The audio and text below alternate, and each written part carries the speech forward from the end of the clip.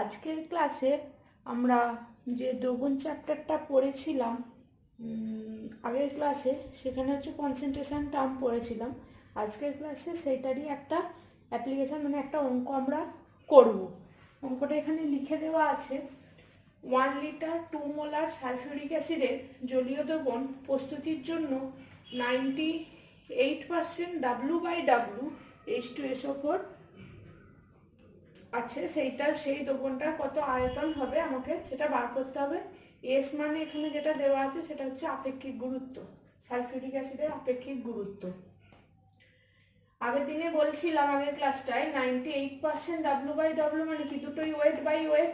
এই কথাটার মানে কি না, 98% W/W সালফিউরিক অ্যাসিড মানে হচ্ছে 100 গ্রাম দ্রবণে 98 গ্রাম সালফিউরিক অ্যাসিড আছে।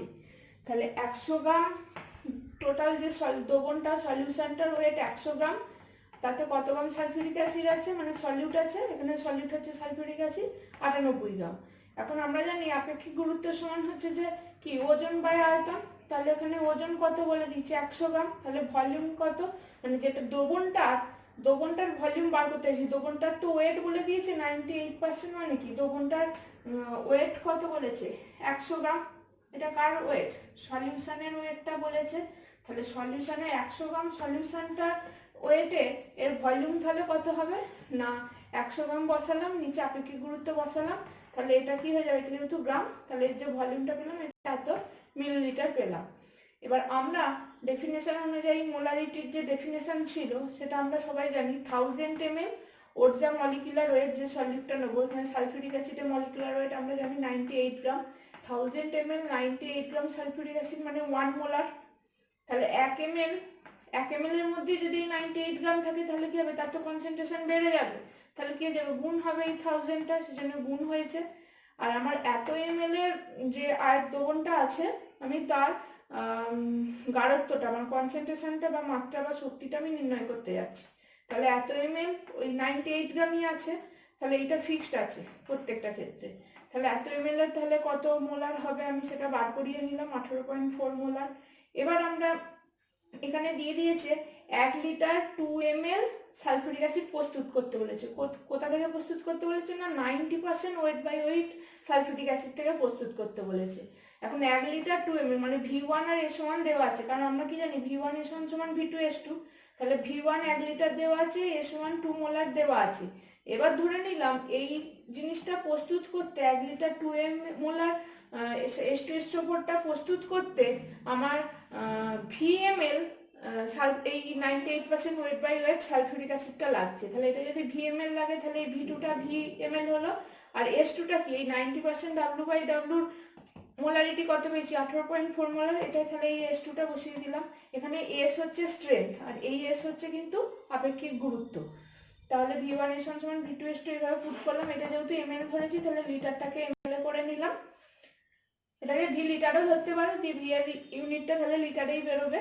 আমি ml করে নিলাম। তাহলে V1 S1 সমান V2 S2।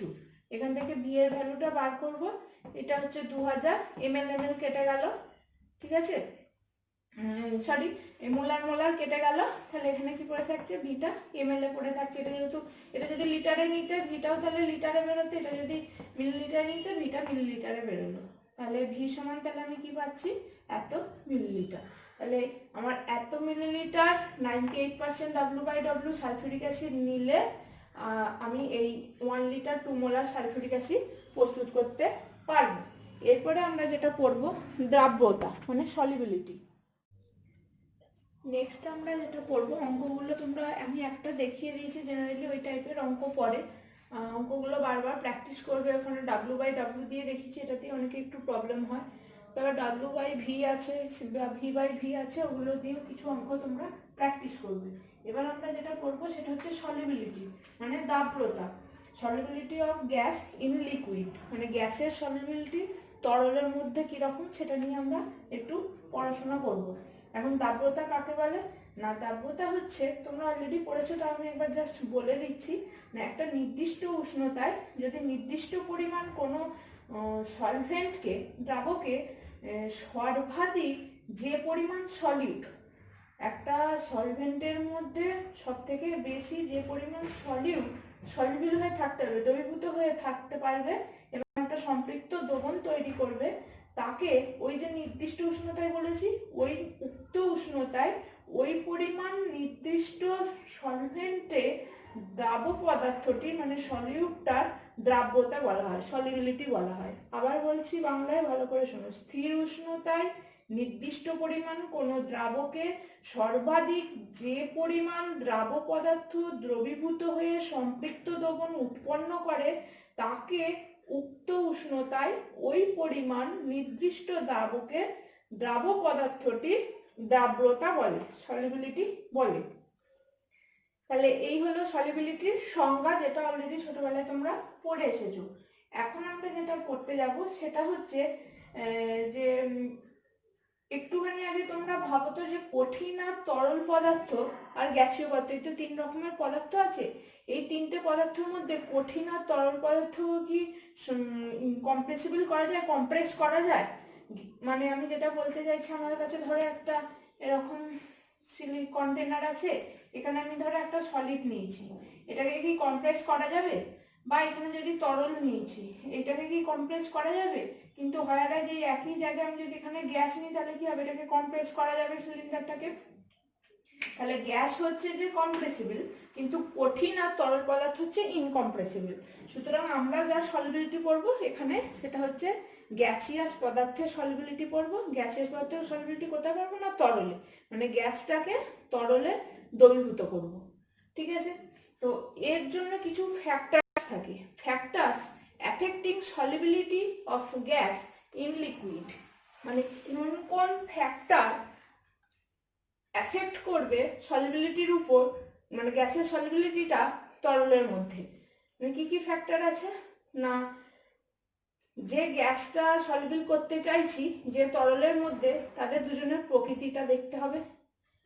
যে উষ্ণতায় আমি এদেরকে সলিবিল করতে চাইছি সেই উষ্ণতার এফেক্টটা দেখতে হবে, আর প্রেসারের এফেক্টটা দেখতে হবে, অর্থাৎ চাপের প্রভাবটা দেখতে হবে। ঠিক আছে? তাহলে ফার্স্ট আসি তরল ও গ্যাসের প্রকৃতি। প্রথমে দেখো, তরল ও গ্যাসের প্রকৃতির মধ্যে এটা বলতে পারি যে গ্যাস আর তরল এই অণুগুলোর মধ্যে, মানে কখন গ্যাস তরলের মধ্যে দ্রবীভূত হবে? যখন ওদের মধ্যে একটা অ্যাট্রাকশন হবে। মানে এখানে আমার একটা তরল আছে, ধরো এইটাতে আমার একটা তরল আছে, এটাতে তরল আছে, এতে কিছু তুমি গ্যাস দিয়ে দিয়েছো, তাহলে এই গ্যাসটা কখন তরলে দ্রবীভূত হবে? যখন গ্যাসের সাথে তরলের মধ্যে একটা অ্যাট্রাকশন হবে, ইন্টারমলিকুলার ফোর্স অফ অ্যাট্রাকশন হবে, তবে গিয়ে গ্যাসটা তরলে সলিবল হবে। তো এই ঘটনাটা ডিপেন্ড করছে এই 3টে জিনিসের উপর। এখন আমি কিছু ধরনের গ্যাস আছে যারা ধরো হাইড্রোজেন, হিলিয়াম, নাইট্রোজেন, অক্সিজেন, এই ধরনের গ্যাসগুলো কি হয়, ইন্টারমলিকুলার ফোর্স অফ অ্যাট্রাকশন অনেক কম। মানে হাইড্রোজেনের সাথে হাইড্রোজেনের বা হিলিয়ামের সাথে হিলিয়াম, এদের নিজেদের মধ্যে ইন্টারমলিকুলার ফোর্স অফ অ্যাট্রাকশন অনেক কম। তাই এরা কি হয়, যত ইন্টারমলিকুলার ফোর্স অফ অ্যাট্রাকশন কম হবে, তাহলে এরা তো কি হবে, গ্যাস থেকে তরলে পরিণত হতে পারবে না। আবার কোনো তরল পদার্থ কিভাবে কঠিন হয়, ওই তরলগুলোর মধ্যে যত ইন্টারমলিকুলার ফোর্স অফ অ্যাট্রাকশন থাকবে সে কঠিনে পরিণত হবে। গ্যাস অণুগুলোর মধ্যে যত ইন্টারমলিকুলার ফোর্স অফ অ্যাট্রাকশন থাকবে তবে সে তরলে পরিণত হবে। ব্যাপারটা তো এইভাবে হয়। তো এই হাইড্রোজেন, হিলিয়াম, নাইট্রোজেন, অক্সিজেন এই ধরনের গ্যাসগুলোর মধ্যে ইন্টারমলিকুলার ফোর্স অফ অ্যাট্রাকশন অনেকটাই কম থাকে, তাই এদেরকে আমরা সহজে তরলে পরিণত করতে পারি না। তাহলে এরা যদি নিজেরা সহজে তরলে পরিণত না হয়, তাহলে এরা গ্যাসিয়াস অবস্থাতেই থাকতে চাইবে, এরা কি হবে, সহজে এই তরলের মধ্যে সলিবল হবে না। মানে তাহলে এদের সলিবিলিটি তরলের মধ্যে, এই ধরনের গ্যাসে যাদের ইন্টারমলিকুলার ফোর্স অফ অ্যাট্রাকশন অনেক কম, তাদের সলিবিলিটি নেই বললেই চলে তরলের মধ্যে, বা খুবই কম হয়। রে যদি কার্বন ডাইঅক্সাইড, সালফার ডাইঅক্সাইড এইরকম যদি কোনো গ্যাস নেওয়া হয়, এদের মধ্যে ইন্টারমলিকুলার ফোর্স অফ অ্যাট্রাকশনটা এদের থেকে কম্পারেটিভলি একটু বেশি। তাহলে ইন্টারমলিকুলার ফোর্স অফ অ্যাট্রাকশন বেশি হলে এদের তাহলে গ্যাস থেকে তরলে কনভার্ট হওয়ার সম্ভাবনা এদের থেকে বেশি হবে।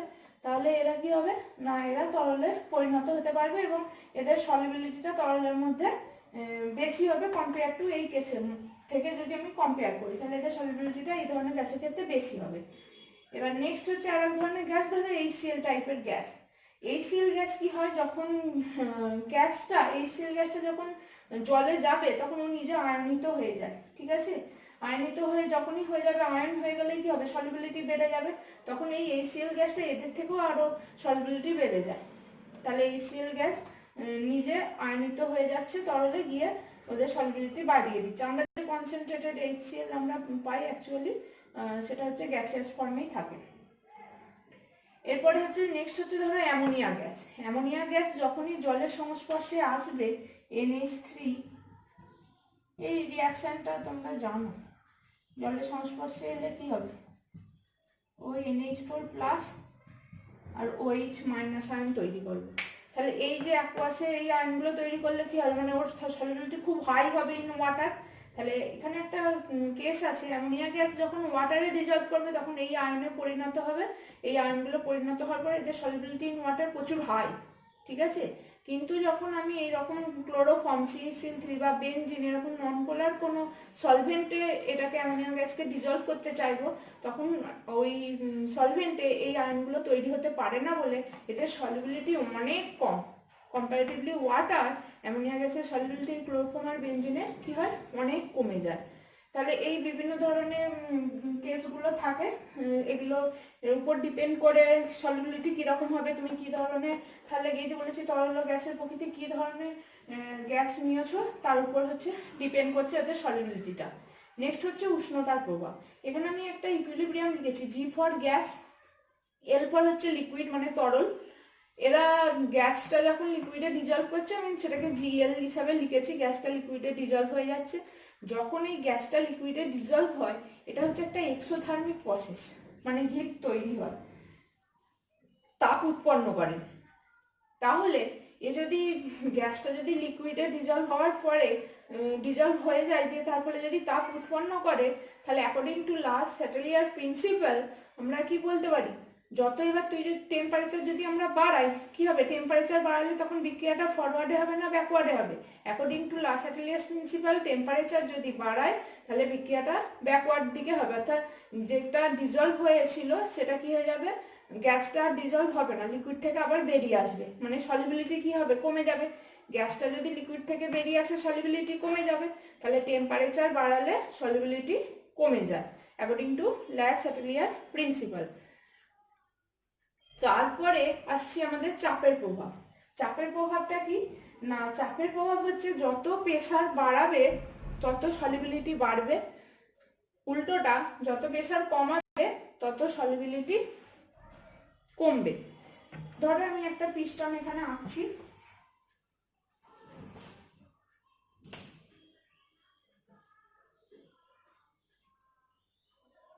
এটা একটা পিস্টন, এখানে ধরো তরল আছে, ঠিক আছে।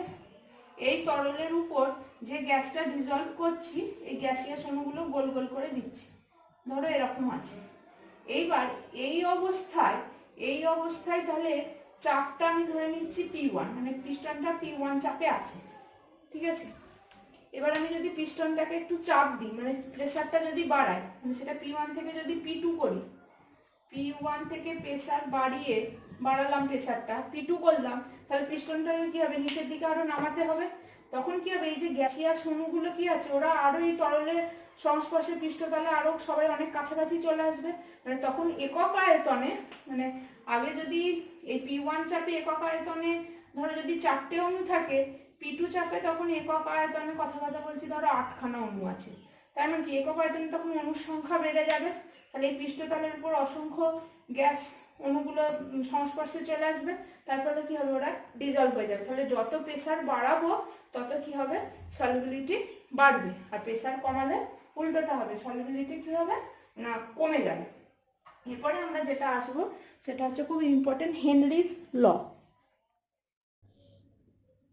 নেক্সট আসছি হেনরিজ ল। হেনরিজ লটা কি না, নির্দিষ্ট উষ্ণতায় কোনো তরল দ্রাবকে কোনো গ্যাসের দাব্রতা দ্রবণের সঙ্গে সাম্যাবস্থায় থাকা উক্ত গ্যাসের চাপের সমানুপাতিক। খুবই ইম্পর্টেন্ট হেনরিজ ল। কি বলছি এখানে, ম্যাথামেটিক্যাল ফর্মটা দিয়ে বুঝলে পরিষ্কার বোঝা যাবে। একটা উষ্ণতা ফিক্সড করে নিলাম, সাপোজ 25 ডিগ্রি সেন্টিগ্রেড, একটা তরল নিয়ে নিলাম সলভেন্ট, কোনো তরল দ্রাবকে, তাতে আমি কি করছি, গ্যাসটাকে ডিজলভ করাবো। একটা নির্দিষ্ট উষ্ণতা নিয়ে নিয়েছি, এখানে একটা তরল নিয়ে নিয়েছি, এতে একটা গ্যাস আমি ডিজলভ করাবো 25°C উষ্ণতায় এই ঘটনাটা ঘটাবো। তখন কি বলছে, এই যে গ্যাসটা তরলে দ্রবীভূত হবে, দাব্যতা সলিবিলিটিটা দ্রবণের সঙ্গে সাম্যাবস্থায় থাকা, মানে গ্যাসটা সাথে তরলটা যখন সাম্যাবস্থায় চলে আসবে, সাম্যাবস্থায় থাকা উক্ত গ্যাসের চাপের সমানুপাতিক হবে। তার মানে আমি যদি বলি যে ধরো যে গ্যাসটা আমরা নিয়েছি সেই গ্যাসের মোল ভগ্নাংশ আমি ধরে নিলাম এক্স, সেই গ্যাসটার আমি মোল ভগ্নাংশ ধরে নিলাম কত না এক্স। এখন এই এক্সটা, এই যে এক্সটা যদি ওর দাব্যতার পরিমাপ হয়, মানে গ্যাসটা কতটা সলিবল হয়েছে এই তরলে, এটা যদি এই মোল ভগ্নাংশ এক্সটা, মানে যত বেশি মোল গ্যাস তরলে ডিজলভ হয়ে যাবে সেটাই তো তার দাব্যতা রিপ্রেজেন্ট করবে। তাহলে এই মোল ভগ্নাংশটা এর যদি গ্যাসের সলিবিলিটিটাকে রিপ্রেজেন্ট করে, তাহলে আমি কি বলতে পারি যে এক্সটা প্রপোর্শনাল টু পি। পিটা কি না, যে উক্ত গ্যাসের চাপের সমানুপাতিক, এখানে যে চাপটা দিচ্ছে পাত্রের দেওয়ালে বা তরলের উপর, সেই চাপের তাহলে সমানুপাতিক। মানে যত চাপ বাড়াবে, এই মাত্র চাপের এফেক্টে কি বললাম, যত চাপ বাড়াবো তত সলিবিলিটি বাড়বে। তাহলে যত চাপ বাড়াবো তত যদি সলিবিলিটি বাড়ে, তাহলে কি হয়ে যাবে, পি প্রপোর্শনাল টু এক্স হয়ে যাবে। তাহলে পি সমান প্রপোর্শনালিটি কনস্ট্যান্ট নিয়ে চলে এলাম KH ইন্টু এক্স, যেখানে পিটা হচ্ছে চাপ, এক্সটা হচ্ছে মোল ফ্র্যাকশন অফ গ্যাস। তাহলে KHটা একটা সমানুপাতিক যে ধ্রুবক, এর নাম দেওয়া আছে হেনরিস ল কনস্ট্যান্ট। এই KH এর ইউনিট কি না, প্রেসারের ইউনিটটাই হবে KH এর ইউনিট। কেন না, এই এক্সটা তো মোল ভগ্নাংশ, এর কোনো একক নেই, তাহলে KH সমান কি হয়ে যাচ্ছে অ্যাকচুয়ালি পি। তাহলে প্রেসারের ইউনিট এটিএমও হতে পারে, টরও হতে পারে, বারও হতে পারে। তাহলে ইউনিট অফ KH হচ্ছে এটা। এরপরে তোমরা যেটা পড়বে KH এর বৈশিষ্ট্যগুলো, KH এর বৈশিষ্ট্যগুলো একটুখানি রিডিং দিয়ে নেবে।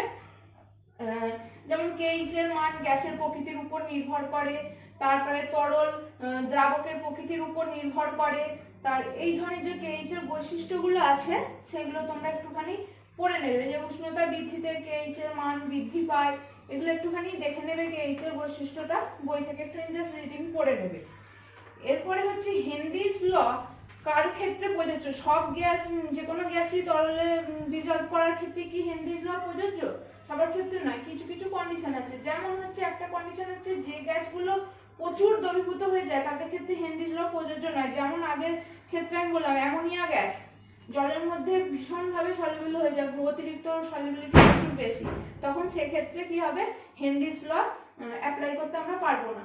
আবার হচ্ছে তরল দ্রাবকে যদি কেউ বিয়োজিত হয়ে যায়, কোনো গ্যাস যদি বিয়োজিত হয়ে যায় বা সংযোজিত হয়ে যায়, সেক্ষেত্রে হেনরিস ল আমরা অ্যাপ্লাই করতে পারবো না, ঠিক আছে। বা যদি কোনো নতুন গ্যাসটা তরলে ডিজলভ হয়ে গিয়ে নতুন কোনো যৌগ যদি গঠন করে, সেই গ্যাসও আমরা নিতে পারবো না।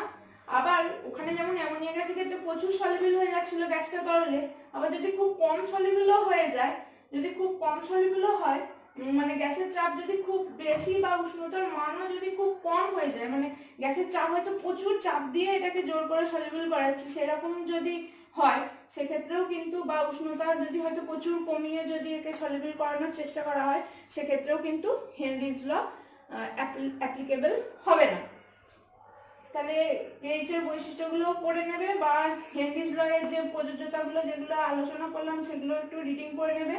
হেনরিস ল এর একটা খুব ইম্পর্টেন্ট অ্যাপ্লিকেশন একটুখানি বলছি, যেটা আমরা সবাই মানে দেখেছি। ধরো সোডা ওয়াটার, সোডা ওয়াটারকে কি করা হয়, যখন বোতলের মধ্যে নেওয়া হয়, নেওয়ার পর দেখবে ওর যে তোমরা কোল্ড ড্রিঙ্কস গুলো খাও, সেখানে যখন সেটাকে ঝাঁকানো যদি হয়, ওটা কি করা হয়, উচ্চ চাপে ওখানে কার্বন ডাই অক্সাইড রাখা হয়। তার ফলে দেখবে যখন ওই উপরের গ্যাস উপরে যে বোতলের যে ছিপিটা, যেটা বায়ু নিরুদ্ধ অবস্থায় রাখা ছিল, সেটা যদি খোলা হয়, দেখবে তখন হু হু করে বেরিয়ে যায়। মানে কি, ওখানে যে এক্সেস চাপটা ছিল সেটা যখন নাড়ানো হলো, কার্বন ডাই অক্সাইড গ্যাসটা তো ওতে সলিবল ছিল, তরলের মধ্যে কার্বন ডাই অক্সাইড গ্যাসটা সলিবল ছিল, যখনই এটাকে নাড়ানো হলো তখনই কি হলো, কার্বন ডাই অক্সাইড গ্যাসটা আর সলিবল থাকছে না, তখন তরল থেকে আবার গ্যাসে কনভার্ট হয়ে যাচ্ছে।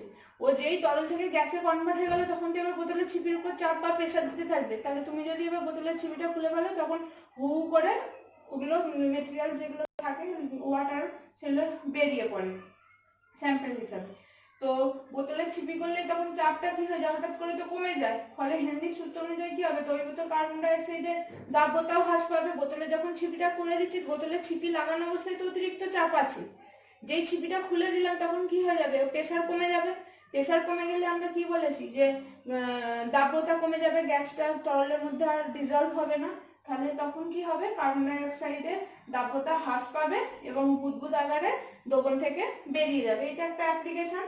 বা যারা ডুবুরি থাকে, ওই হেনরিস ল অ্যাপ্লিকেশন, সেটা ওই ডুবুরিদের যে সাধারণত একটা ব্যবহার করে ওরা, সেটা ওর উপর কাজে লাগানো হয়। বা আরও অনেক অ্যাপ্লিকেশন আছে, এগুলো বই থেকে একটুখানি রিডিং পড়ে নেবে। আচ্ছা, তো অবধি থাক।